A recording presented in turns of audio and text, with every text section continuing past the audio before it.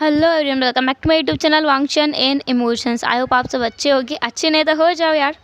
ये my mate is not a dragon का part 10 है।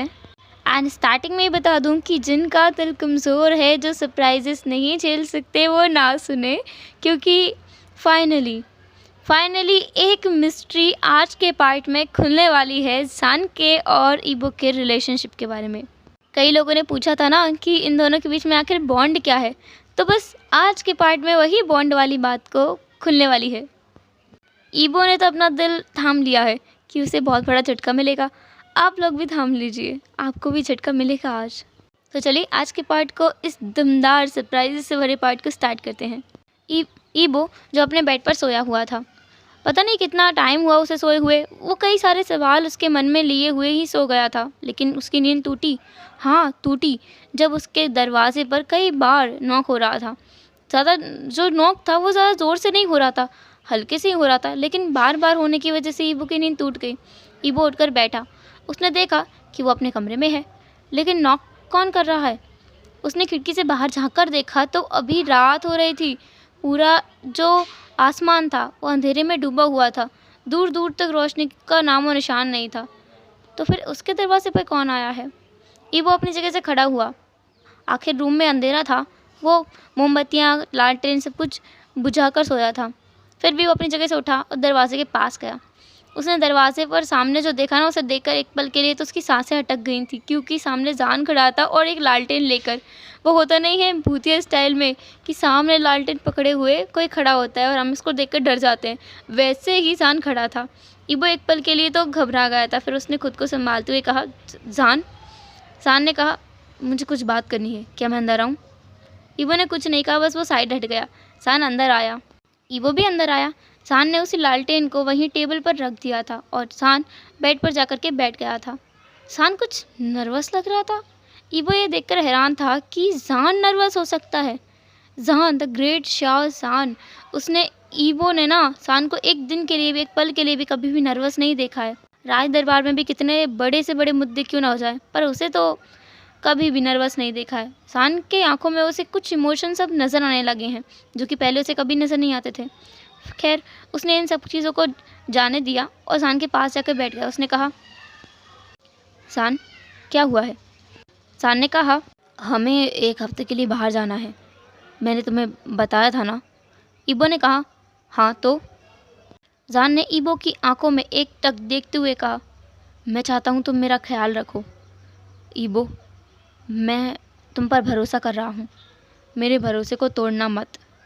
अगर तुमने मेरा एक बार भरोसा तोड़ा तो कभी भी मैं तुम पर दोबारा भरोसा नहीं करूँगा, याद रखना।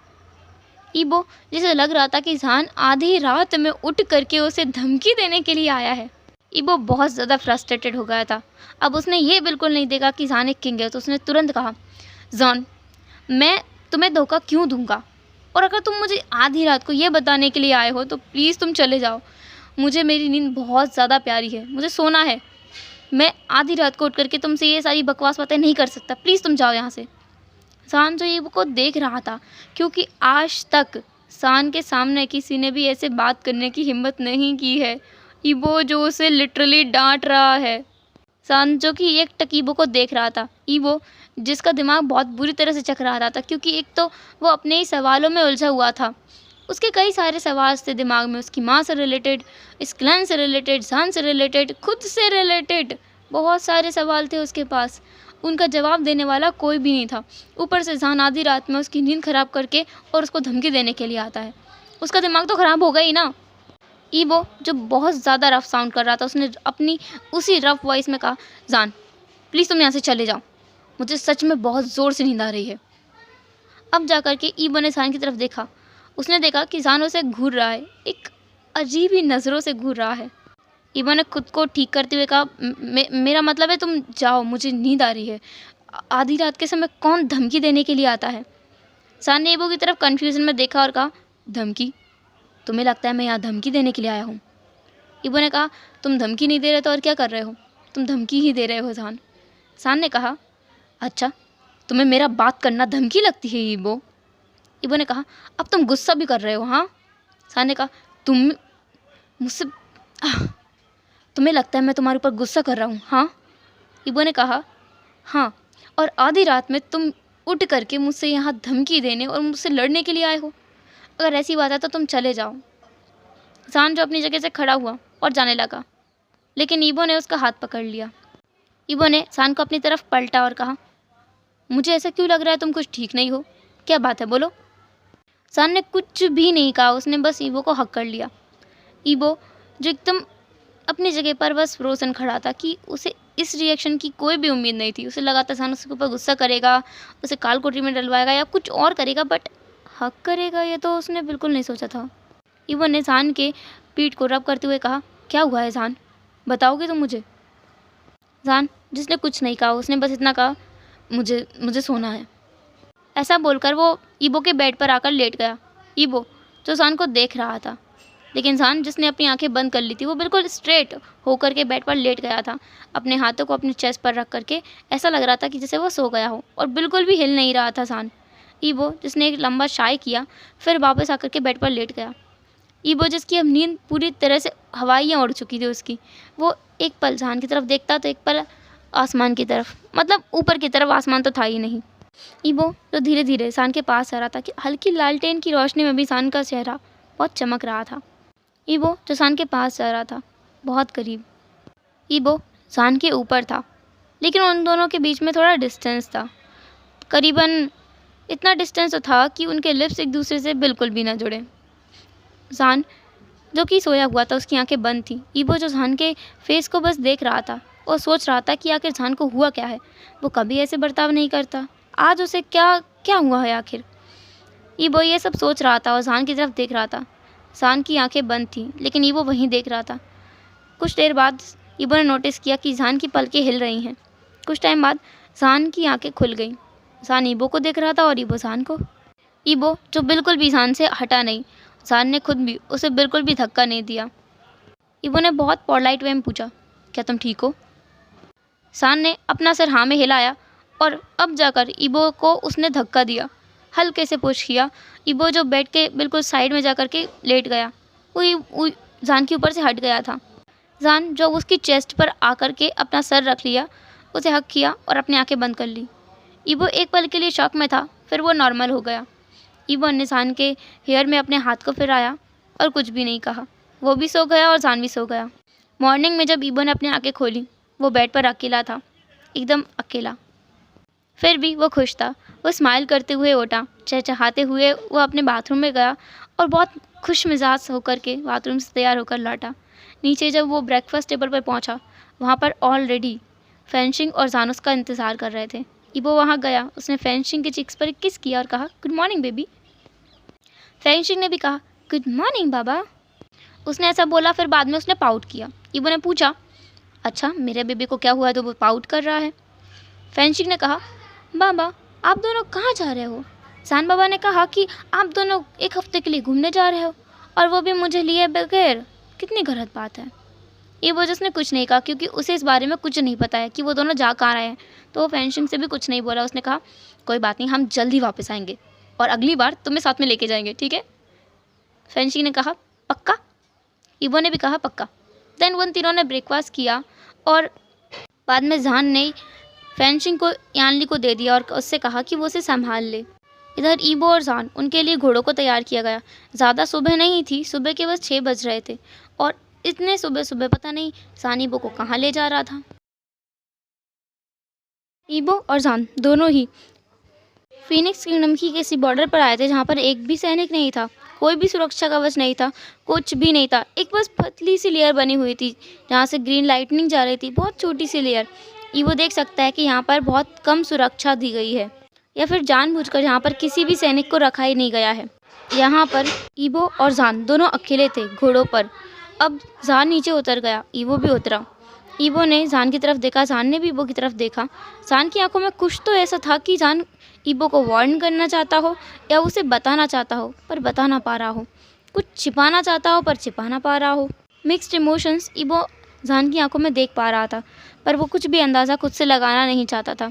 अब उसने सोच लिया, जो भी झटका मिलेगा वो झेल लेगा और वो सब कुछ ज़ान से ही पूछेगा, अपने मन में कुछ भी अंदाज़ा नहीं लगाएगा। ज़ान ने ईबो की तरफ देखते हुए ही कहा, मैं तुम पर भरोसा करता हूँ, उम्मीद है तुम तोड़ोगे नहीं इसे।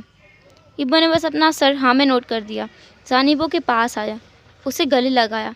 ईबो के लिए ये थोड़ा अनएक्सपेक्टेड था। वो कुछ देर के लिए शॉक में रहा, फिर उसने भी सान को हग बैक किया। सान ईबो से थोड़ा दूर हुआ। ईबो की आंखों में देखते हुए ही सान ने ईबो के लिप्स पर एक छोटा सा किस किया, जिससे ईबो की पूरी बॉडी कांप गई, क्योंकि इस चीज़ की कभी भी ईबो ने उम्मीद नहीं की थी। ये ईबो का पहला किस था जो सान ने चुरा लिया। ईबो जो कुछ देर के लिए शॉक में था, जब तक वो अपने शॉप से बाहर आता तब तक तो सान उससे अलग हो चुका था और अपनी नज़रें इधर उधर चुरा रहा था। फिर सान ने ईबो का हाथ पकड़ा बहुत टाइटली, जैसे कि वो कहीं भी ईबो को जाने न देना चाहता हो। सान ने फिर आराम से कहा, मैं तुम पर भरोसा करता हूँ, मैं फिर से कह रहा हूँ, और उम्मीद रखता हूँ कि तुम भी मुझ पर भरोसा करते हो। ऐसा कहते हुए धीरे से सान ने ईबो की तरफ देखा। ईबो ने बस नोट किया। ईबो बहुत ज़्यादा खुश था। ये सान का पहली बार था जब सान ने खुद उसे आकर के हग किया और किस किया। ये उसके लिए अनएक्सपेक्टेड था और बहुत ज़्यादा खुशी वाली बात भी थी, क्योंकि ईबो कहीं ना कहीं सान को पसंद करने लगा है। फिर क्या था, सान आगे आगे चल रहा था, ईबो उसका हाथ पकड़े हुए था, उसके साथ ही चल रहा था मतलब। और ईबो देख सकता है कि सान उस बैरियर के उस पार जा रहा है। वो बिना सैनिकों के, बिना किसी गार्ड के, उन घोड़ों को भी वहीं छोड़ दिया गया है। वो दोनों उस पार आ गए। उस बैरियर के पार आते ही ईबो को न जाने कौन सा अलग एहसास होने लगा। एक अलग किस्म की खुशबू या कहीं गंध उसे आ रही थी, जो काफ़ी ज़्यादा जानी पहचानी है उसके लिए। हाँ, काफ़ी ज़्यादा जानी पहचानी है। फिर भी उसने उस गंध को, उस खुशबू को नज़रअंदाज किया। सान पर ध्यान दिया, सान जो कि अभी भी चल रहा था। ईबो देख सकता है कि सान के चलने के तरीके में बदलाव आ रहा है, या फिर वो कमज़ोर हो रहा है। हाँ, वो कमज़ोर हो रहा है। ईबो ने तुरंत ही सान को पकड़ लिया, क्योंकि सान बेहोश हो चुका था। वो दोनों उस बैरियर से काफ़ी ज़्यादा दूर तो नहीं आए थे, लेकिन हाँ, थोड़ी दूरी पर थे, और वहाँ पर सान बेहोश हो गया था ईबो की बाहों में। ईबो जो कि बहुत ज़्यादा पैनिक कर उठा था कि आखिर सान को क्या हुआ। इतना अच्छा कल्टीवेटर, इतना अच्छा पावरफुल इंसान है वो, पावरफुल पर्सन है, फीनिक्स है वो, इससे कैसे बेहोश हो सकता है। ईबो जो सान को हिला रहा था, उसके चिक्स पर हल्के हल्के से चपेट लगा रहा था, बोल रहा था, सान, सान तुम्हें क्या हुआ है, सान, सान उठो, सान। लेकिन सान कोई जवाब नहीं दे रहा था। ईबो जो बहुत ज़्यादा परेशान हो गया था, उसे अब सान को खोने से डर लग रहा था। हाँ, ये डर था, क्या था, जो भी था, पर ईबो नहीं जानता ये कौन सी फीलिंग है। फिर भी वो चाहता है कि सान को कुछ नहीं हो। अब ईबो के आसपास भीड़ जमा होने लगी थी। कुछ लोग आसपास घूम रहे थे। ईबो उन पर ध्यान बिल्कुल नहीं दे रहा था, क्योंकि उसका पूरा ध्यान सान पर था। ईबो ने इस चक्कर में ये भी ध्यान नहीं दिया कि सान के सर पर 2 एंटीलप्स हैं, मतलब 2 सींग, प्योर वाइट एंटीलप्स। उसकी एक निशान भी है, उसके हाथ पर एक अलग सा निशान भी आ गया है। पर ईबो अभी तो बस सान में खोया हुआ था कि सान को आखिर होकर गया। उस भीड़ में एक बूढ़ा आदमी था जो वहाँ आया। उसने कहा, बेटा इसे क्या हुआ है, ये बेहोश क्यों हो गया।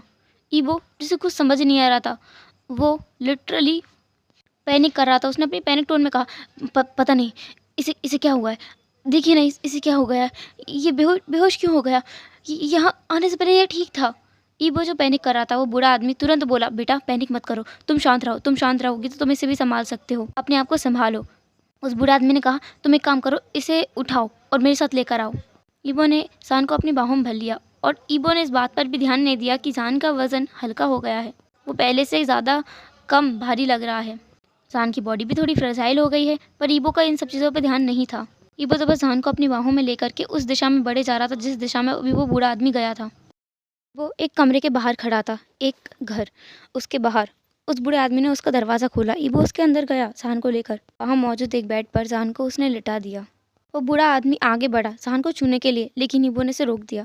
ईबो अभी भी इतना कॉन्शियस है कि कौन सान के पास आ रहा है और कौन नहीं। ईबो, उस बूढ़े आदमी ने कहा, बेटा मैं बस उसे देख रहा हूँ। लेकिन ईबो कहाँ सुनने वाला था। उसने कहा, आप उसे कैसे देख रहे हैं, आप वैद्य हैं। उस इंसान ने कहा, हाँ मैं वैद्य हूँ, मुझे उसे जांचने दो, उसे क्या हुआ है। उस वैद्य को ये सुनने के बाद कि वो वैद्य है, उस वैद्य को फिर ईबो ने सान के करीब जाने दिया। वैद्य ने फिर थोड़ा सान को चेक किया, बस उसके हथेली को थोड़ा सा पकड़ा, थोड़ा सा दबाया, फिर उसके रिस्ट को थोड़ा सा जांच किया, फिर कहा, इन्हें कुछ नहीं हुआ है, शायद इनका ट्रांसफॉर्मेशन इस बार बहुत ज़्यादा सडन था, अचानक हुआ है, इसलिए शायद ये बेहोश हो गए हैं। ईबो कंफ्यूज था। ट्रांसफॉर्मेशन? ईबो ने खुद के मन में बड़बड़ाया। सान का ट्रांसफॉर्मेशन? लेकिन वो तो अभी भी अपनी ह्यूमन फॉर्म में ही है, फिनिक्स में तो बदला ही नहीं। उस बूढ़े आदमी ने ईबो की तरफ देखा। उसे शायद लगा कि ईबो परेशान है अपने मेट के लिए, तो उसने कहा, बेटा चिंता मत करो, तुम्हारा मेट जल्दी ही ठीक हो जाएगा। उसकी ट्रांसफॉर्मेशन की वजह से शायद वो जल्दी बेहोश हो गया है, तुम थोड़ी देर देखो, उसे होश आ जाएगा। ऐसा बोलकर वो बूढ़ा आदमी उस कमरे से निकल गया। बाकी सब तो अंदर आए भी नहीं थे। ईबो जो वहाँ पर बैठा हुआ था और बस सोच रहा था, सान का ट्रांसफॉर्मेशन? लेकिन सान तो अभी भी अपनी ह्यूमन फॉर्म में है, वो फिनिक्स के रूप में तो आया ही नहीं। अगर आता तो ये जगह भी नहीं बचती, क्योंकि ईबो ने देखा है सान को अपनी रियल फॉर्म में, उस फिनिक्स फॉर्म में। सान कितना बड़ा आकार में आता है। वो गोल्डन कलर का फिनिक्स उसे बहुत अच्छे से याद है। उसने उसे बहुत करीब से जो देखा है, उसके साथ उसकी शादी हुई है, उसे कैसे याद नहीं होगा सब कुछ। ईबो यही सब कुछ सोच रहा था, तभी उसे किसी की आहट आई। उसने उस तरफ देखा तो देखा सान होश में आ रहा है। ईबो उसके पास गया, उसे बिठाया और कहा, सान तुम ठीक हो ना? सान, जिसने धीरे धीरे से अपनी आंखें खोली, ईबो की तरफ देखा और एक बड़ी सी स्माइल की। ये स्माइल ईबो को झटका देने के लिए काफ़ी थी। अगला जो सान ने किया वो तो और भी ज़्यादा शॉकिंग था। उसने कहा, मेट, माय मेट। ईबो जो सान की तरफ देख रहा था, ईबो के अंदर से भी आवाज़ आई, मेट, माय मेट। ईबो जो दोबारा शॉक में था, क्योंकि ये आवाज़ उसके ड्रैगन की थी, जो कि इतने टाइम से बंद था, कहीं पर लॉक था। ईबो खुद भी तो उससे चाहकर भी कांटेक्ट नहीं कर पा रहा था, कनेक्ट नहीं कर पा रहा था, ना तो फिनिक्स किंगडम में, ना ही पहले कभी। ईबो जिसने तुरंत ही सान से थोड़ा दूरी पर गया और अपने गोल्डन कोर पर ध्यान लगाया। ध्यान लगाते ही उसके चारों तरफ एक वाइट रोशनी एमिट होने लगी। जब वो लाइटनिंग हटी, ईबो अपने पुराने रूप में था। अभी भी वो ह्यूमन फॉर्म में ही था, लेकिन इतना सुंदर इंसान सान ने कभी नहीं देखा था। सान एकटक उसे देखते जा रहा था, घूरे जा रहा था, या कहो बस विश्वास करने की कोशिश कर रहा था जो उसके सामने है वो उसका मेट है। वही मेट जिसे उसने उस रूप में भी स्वीकार कर लिया था, जिसमें वो उतना अच्छा नहीं दिखता जितना इस रूप में दिखता है। ईबो जिसने अपने हाथों को देखा, खुद को मिरर में जाके देखा, और वो बहुत ज़्यादा खुश हो गया और सरप्राइज्ड भी। फिर वो सान के पास भाग कर आया, उसे हक किया और कहा, सान मैं बहुत ज़्यादा खुश हूँ, तुम्हें पता है मैं कितना ज़्यादा खुश हूँ। मैं शायद कर्ज से मुक्त हो गया, मेरा कर्ज टूट गया सान, मेरा कर्ज टूट गया। सान जो बस अपनी हैरान भरी आंखों से ईबो की तरफ देख रहा था, फिर उसकी आंखें एकदम से नॉर्मल हो गई। उसने कहा, तुम्हारा कर्ज अब टूट गया। तुम्हें शायद पता नहीं चला, लेकिन तुम्हारा शायद कर्ज उसी दिन टूट गया था जिस दिन मैंने तुम्हें वो ब्रेसलेट पहनाया था। ईबो ने कुछ सोचा और कहा, तुम्हारा मतलब है कल जो तुमने मुझे एक ब्रेसलेट पहनाया था वो? सान ने कहा, हाँ, उसी की वजह से शायद तुम्हारा कर्ज टूट गया है। ईबो ने कहा, हाँ। अब ईबो का ध्यान गया कहीं और, जिसे देखने के बाद ईबो बेड से नीचे गिर पड़ा, क्योंकि उसने देखा सान के सिर पे एंटीलप्स, ड्रैगन एंटीलप्स, वो भी प्योर वाइट। ईबो ने उनकी तरफ पॉइंट करके कहा, सान वो? सान ने कहा अपने एंटीलप्स से हाथ लगाते हुए, सुंदर है ना? मुझे पता है, मेरे एंटीलप्स बहुत ज़्यादा सुंदर है। वैसे सुंदर तो तुम्हारे भी हैं, भले ही ये ब्लैक रंग के हैं, फिर भी बहुत सुंदर है।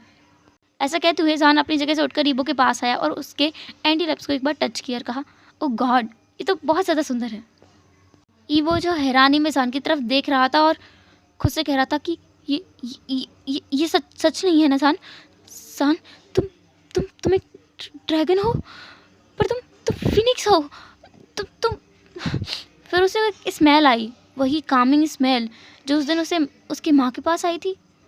उसने हैरानी में और भी ज़्यादा शॉकिंगली सान की तरफ देखा और कहा, तुम्हारी स्मेल ये ओमेगा की है, लेकिन तुम तो एक अल्फा हो ना? तुम फिनिक्स, तुम ड्रैगन, तुम ओमेगा, तुम अल्फा, तुम क्या हो सान? तुम क्या हो? सान ने एक बहुत ब्राइट स्माइल करते हुए ईबो की तरफ देखा और कहा, फाइनली अब मैं मेरे मेट को सच्चाई बता सकता हूँ। जो मेरा अंदर का अल्फा जो है ना, वो मुझे बताने नहीं दे रहा था। ईबो, तुम्हें पता है मैं कितना ज़्यादा परेशान था इस चीज़ से। मैं बस मौका ढूंढ रहा था कब मेरा टाइम आएगा और कब मैं तुमसे मिल पाऊँगा। इसलिए तो इस बार जब मेरी हिट आने वाली है ना, मैं पहले से ही अपने सिम्टम्स दिखा रहा था और अपने उस अल्फ़ा के ऊपर हावी होने की कोशिश कर रहा था। फाइनली मैं तुम्हारे साथ हूँ और तुमसे कुछ कह पा रहा हूँ। ईबो जो सान की तरफ देख रहा था, क्योंकि उसने इससे पहले कभी भी सान को इतनी बातें करते हुए नहीं देखा। ईबो सान की तरफ देख रहा था। सान ने कहा, उठकर बैठो, मैं तुम्हें शांति से सब कुछ बताता हूँ, बैठो बैठो। ईबो वहीं बैठ गया, वहीं उस बेड पर, और सान ने बताना स्टार्ट किया। तो देखो, मैं तुम्हें एक चीज़ बताऊँ कि मैं एक ओमेगा भी हूँ और एक अल्फ़ा भी हूँ। मेरे अंदर का अल्फ़ा जो है वो एक फ़ीनिक्स है, और मैं एक ओमेगा हूँ जो कि एक ड्रैगन है। तुम्हें पता ही होगा कि मेरे फादर एक फ़ीनिक्स थे और मेरी माँ एक ड्रैगन है। तुमने तो देखा ही ना उन्हें, वो वाइट ड्रैगन। ईबो को याद आया सान की माँ का वो रूप, जिसे देख कर के वो शॉक में चला गया था, और अब जाके उसे समझ आया कि ओ गॉड, सान की माँ एक ड्रैगन है, सान भी एक ड्रैगन है। ईबो ने बस खामोशी से सान को सुनना जारी रखा। सान ने आगे कहा, मेरे अंदर दो चीज़ें हैं, मैं मेरी माँ और बाबा दोनों का डेडली कॉम्बिनेशन हूँ, क्योंकि वो दोनों ही बहुत ज़्यादा पावरफुल थे, तो किसी एक को रेजिस्ट करना बस की बात नहीं थी। मैं मेरी माँ की तरह एक ओमेगा हूँ और एक ड्रैगन हूँ, वहीं मेरे फादर की तरह एक फ़ीनिक्स हूँ और एक अल्फ़ा हूँ। सान ने कहा, पर तुम्हारी स्मेल मुझे अब अल्फ़ा की नहीं आ रही है और ना ही फ़ीनिक्स की, ये सब क्या है? और उस समय पे, मतलब कल तक तो तुम्हारी स्मेल वही थी ना, एक फ़ीनिक्स की और एक अल्फ़ा की, अब ये सब कुछ क्या हो रहा है? ईबो ने अपना सर पकड़ लिया था। सान ने उसकी चीक्स को अपने हाथ में लिया और कहा, ईबो ऐसे मत करो। ईबो जो बस एकटक जान की तरफ देख रहा था, उससे ना ये सब कुछ हैंडल नहीं किया जा रहा था। उसने कहा, तुम जान ही हो ना? मुझे ऐसा क्यों लग रहा है तुम जान नहीं हो? सान ने हंसते हुए कहा, ऐसा नहीं है। ईबो जो बस सान की तरफ देख रहा था, क्योंकि सान की वो हंसी, उसने पहली बार सान को इस तरह से हंसते हुए देखा है। हाँ, उसने सान को मुस्कुराते हुए एक दो बार देख लिया है, वो भी ईबो के लिए, लेकिन हंसते हुए पहली बार देख रहा है। ईबो ने कल ही सान को मुस्कुराते हुए देखा था और आज हंसते हुए देख रहा है। ईबो को यकीन नहीं हो रहा है कि उसका हस्बैंड, उसका वाइफ इतने अच्छे से मुस्कुरा सकता है, इतने अच्छे से बात कर सकता है। सान ने ईबो की तरफ देखते हुए कहा, तुम्हें अगर नहीं जानना है तो कोई बात नहीं, तुम हैरान होते रहो। और फिर मैं चला बाहर घूमने के लिए। ईबो ने तुरंत सान को पकड़ा और कहा, नहीं नहीं, मुझे जानना है, तुम एक अल्फ़ा हो मैंने माना, तुम एक ओमेगा हो, वो भी ड्रैगन, मैंने ये भी मान लिया, और क्या? ईबो ने कहा, मतलब जान ने कहा, तुम्हें पता है जब तुम्हें मैंने पहली बार देखा था, जब तुम मेरी बहन के साथ आए थे, मैं तभी सान के ऊपर हावी होना चाहता था, मतलब अपने अल्फ़ा को टेक ओवर करना चाहता था, पर देखो ना, उसने मुझे फिर से अपने अंदर दबा दिया था। तभी तो दूसरे दिन पता है उसने क्या किया था? रात में ही वो हमारी ग्रैनी माँ के पास गया था, वो जिनके पास तुम गए थे ना, और वो तुमसे बोल रही थी कि ऐसा नहीं हो सकता। ईबो ने कहा, हाँ, उनका क्या? सान ने कहा, वो मेरी ग्रैनी है, और मेरे बचपन में ही ना ये भविष्यवाणी हो गई थी कि मेरा मेट एक ड्रैगन होगा, लेकिन मेरे अंदर का जो फ़ीनिक्स है वो हमेशा से कहता आया है कि my mate is not a dragon. वो मान ही नहीं सकता कि उसका मेट एक ड्रैगन है, इसलिए वो मुझे हमेशा हर ड्रैगन से दूर रखता आया है, और ड्रैगन्स के बीच की दुश्मनी की वजह से और वो मुझे उनसे बहुत दूर रखता था। और उस दिन जब तुम मेरे सामने आए, मैं तुम्हें पहचान गया था। मुझे बिल्कुल भी हैरानी नहीं है कि तुम एक ड्रैगन हो, ज़रा सी भी नहीं। ईबो ने कहा, हाँ, तुम तो बिल्कुल हैरान नहीं दिख रहे। सान ने कहा, हाँ वही तो, क्योंकि मुझे पता था कि तुम एक ड्रैगन हो, और मेरे अल्फ़ा को ये पता चल जाता, बट उस गधे ने मुझे अपने ऊपर टेक ओवर नहीं करने दिया। उस दिन तुम्हें पता है, मैं तुम्हें देखते ही सामने आना चाहता था। ईबो ने कहा, तो वो कुछ पल के लिए आंखें बदली थी, वो तुम थे? सान ने कहा, हाँ, तुमने नोटिस किया था? ईबो ने कहा, हाँ मैंने किया था। सान ने फिर आगे कहा, और तुम्हें पता है मेरे अंदर का जो फ़ीनिक्स है वो क्या बोल रहा था खुद से ही, कि वो मेरी शादी तुमसे कराएगा, क्योंकि मुझे किसी ड्रैगन से प्यार ना हो जाए। पर मुझे तो पता था कि तुम एक ड्रैगन हो। और फिर मेरी शादी तुमसे हुई, और तुम्हें पता है ना, तुमने फ़ीनिक्स वाला रिचुअल फॉलो किया था। फिर बताओ हमने दोबारा शादी क्यों की? ड्रैगन्स वाले रिचुअल से।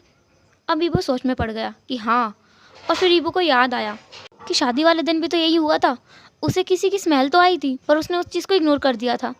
फिर ईबो ने कहा, तो वेडिंग नाइट के दिन वो तुम थे? सान ने हंसते हुए कहा, और नहीं तो क्या, तुम्हें लगता है कि मेरे अंदर का अल्फ़ा, वो पोकर फेस, तुम्हारे साथ कुछ भी कर सकता है? मैं तुम्हें मार्क करना चाहता था, पर देखो वो ओवर स्मार्ट निकला। उसने चैंग को बोल दिया था कि तुम्हें मुझसे बचा ले, इसलिए तुम मुझसे बच के चले गए थे। तुम्हें वो समय याद है जब तुमने उस बच्चे को दवाई से बचाया था, जो कि ड्रैगन किंगडम में ही मिलती है? अब ईबो सान की तरफ सीरियसली देख रहा था कि हाँ, उस दिन तो सान था ना, तो सान ने कुछ किया क्यों नहीं, कुछ पूछा क्यों नहीं? सान ने कहा, उसे लगा कि ये दवाई मेरी है, मेरे कमरे में वो दवाई थी, तो मेरे कमरे में रुके थे ना, उसे ये लगा, इसलिए उस बुद्धू ने तब भी शक नहीं किया। हेलो एवरीवन, तो कैसा रहा आज का पार्ट? जो भी हो, जैसा भी हो, कमेंट ज़रूर करना।